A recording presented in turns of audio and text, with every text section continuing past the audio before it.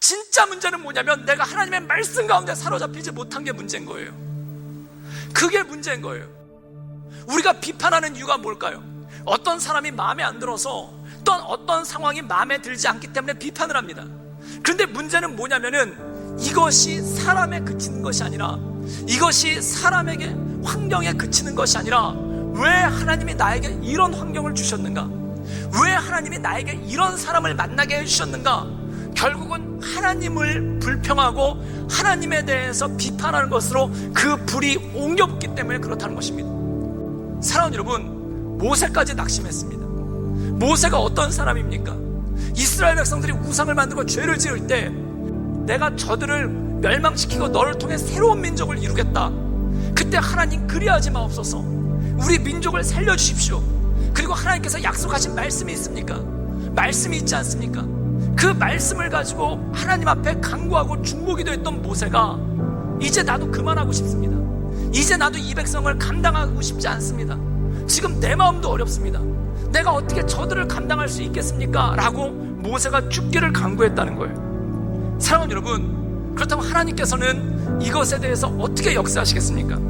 70명의 장로와 지도자들을 회막으로 데리고 오라는 겁니다. 그리고 하나님께서 어떤 일을 행하시는가?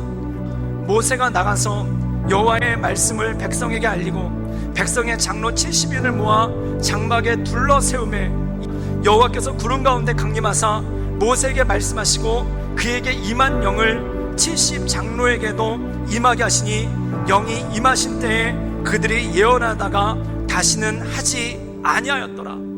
내가 저 백성들을 어떻게 만족시킬 수 있겠습니까? 지금 만나가 맛없다고 울고불고 있는 백성들을 내가 어떻게 만족시키겠습니까? 그럼 내가 저들한테 고기를 주겠다. 그래서 고기를 줘서 이 백성들의 불평을 잠잠하게 한 것이 아니라는 겁니다. 그럼 이것은 무엇입니까? 고기의 문제가 아니라는 거예요. 만나의 문제가 아니라는 거예요. 떡의 문제가 아니라는 거예요. 그럼 무엇의 문제인가? 성령 충만하지 않은 것이 문제라는 것입니다. 하나님의 말씀이 없는 것이 문제라는 것입니다. 사랑하는 여러분, 이스라엘 민족의 질문은 이거였어요. 왜 만나가 맛없는 것입니까? 왜 우리에게 맛없는 만나를 주시는 것입니까? 이게 이스라엘 민족의 질문이었습니다. 왜 우리에게 고기를 주지 않는 겁니까? 왜 우리에게 이집트보다 더 못한 음식을 주는 겁니까? 이게 이스라엘 백성들의 질문이었습니다. 그런데 하나님의 답은 무엇입니까? 성령의 충만을 받으라는 거예요. 그리고 하나님의 대답은 무엇입니까? 너희가 말씀 가운데 서라는 것입니다. 사랑하는 여러분, 놀랍지 않습니까? 지금 고기에 대해서 질문하고 있는 이스라엘 백성에게, 먹을 것에 대해서 질문하고 있는 이스라엘 백성들에게 하나님은 말씀에 대해서 주신다는 거예요. 그럼 무엇이 문제인가?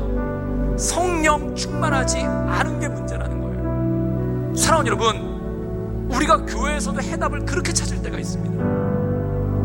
진짜 문제는 교회에 은혜가 없는 거예요. 진짜 문제는 교회에 성령 충만함이 없는 거예요. 그런데 문제를 다른 데서 찾는 거예요. 이게 문제다, 저게 문제다, 저게 불편하다, 저게 불편하다. 불편한 거에서 문제를 찾는 거예요. 그럼 불편한 게 해결된다고 교회에 문제가 없어지겠습니까? 우리의 인생도 마찬가지예요. 내 인생에 이게 어렵고 저게 힘들고 저게 어렵고 저게 어렵다라고 얘기합니다. 진짜 문제는 뭐냐면 내가 하나님의 말씀 가운데 사로잡히지 못한 게 문제인 거예요. 그게 문제인 거예요. 사랑하는 여러분, 우리 인생의 질문이 무엇입니까? 왜 내가 고난을 당합니까?